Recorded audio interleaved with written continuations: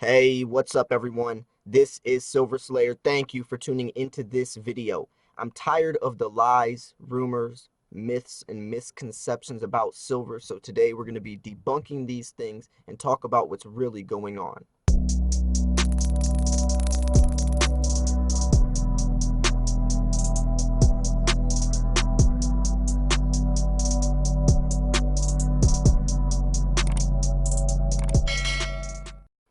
So I'm sure you heard of Merrill Lynch manipulating silver and gold prices by trillions of dollars, placing false buy orders. JP Morgan spoofing, getting caught red-handed doing the same things. Also, JP Morgan with misprinted bars up to $5 million, and many other places and corporations, businesses, companies, miners doing all this stuff to try to hurt or manipulate silver's pricing.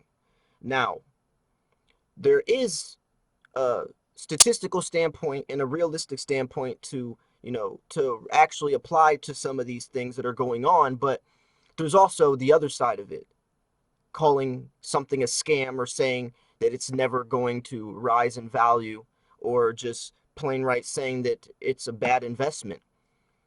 People are ignorant and they don't ever try to think outside of the box, or maybe they just want to be right so bad they can't even look at the reality of something or step out of themselves to be open-minded enough to see something has potential or opportunity. So I want you guys to not listen to JP Morgan and all these articles that are trying to throw shame or throw a bad name on the world of precious metals, saying, oh, it's been $15 for several years. But they won't ever mention that silver was $50 in 2011, though. And if you do mention that, they'll say, oh, yeah, that was for a couple months. But they're not even looking at the reality of how easily it could happen again. I mean, look at what led up to $50 silver in 2011. Stock market volatility, dollar deflation, economic insecurity. People drive to safe haven metals when this stuff happens. Same things are happening right now. Stock market volatility, economic insecurity, political complications. Same thing. U.S.-China trade wars, Federal Reserve cutting interest rates, same stuff. Oil fields getting attacked, dollar deflation. It's all the same. And people try to downplay it or downsize the reality or the opportunity that's at stake. And people are listening to these investors or these articles or these news places. And it's sad because I know that a lot of us understand this and we can call bluffs and we really see behind the lines or behind the lies, and we really know the true value that lies into something. But a lot of people don't. A lot of people are stuck to the dollar, stuck believing the governments, and I think it's because they want to. They fear that if this stuff is really going on behind the scenes, then they have to accept the reality of the world we live in, and a lot of people aren't ready to accept that or acknowledge it. So I do want to make these types of videos to bring to light what's really going on. The dollar really has lost 98% of its purchasing power. Hyperinflation is real. There is real market manipulation. There is real shady stuff going on behind the scenes with central banks, JP Morgan, Merrill Lynch, that are doing illegal things and they're getting caught for it. I just made a video reading the article about how 3 of their employees are getting arrested for spoofing, and Merrill Lynch did the same thing and got caught. This stuff isn't just theories. It's not just conspiracy theories. You don't have to throw on your tinfoil hat to understand or acknowledge that stuff is going on behind the scenes, but only don't believe everything. Take what you hear with a grain of sand, because a lot of it is trying to over dramatize it to scare people. It's scare tactics, because when scare tactics, economy spreads like rapid fire when fear is spread. Fear spreads like wildfires, and it can be good and bad. But to what extent? To what to when does the line have to be drawn for people to understand that you don't need to be throwing fear in an economy just to manipulate markets? The markets are going to appreciate regardless because there's intrinsic value. I mean, when JP Morgan had to go on national TV and call Bitcoin a scam just to shoot prices down for them to buy millions of dollars in Bitcoin to at their leisure, to take advantage of that price drop, do you see how dirty that is? And do you see the mind state behind that, where they could have just invested into Bitcoin at its natural price without having to scare a whole bunch of innocent or unaware or uneducated investors? Because a lot of people lose money from this, and a lot of people can't separate what is a conspiracy theory, what's BS, what's bullcrap, or just something that's a plain right out lie or a rumor.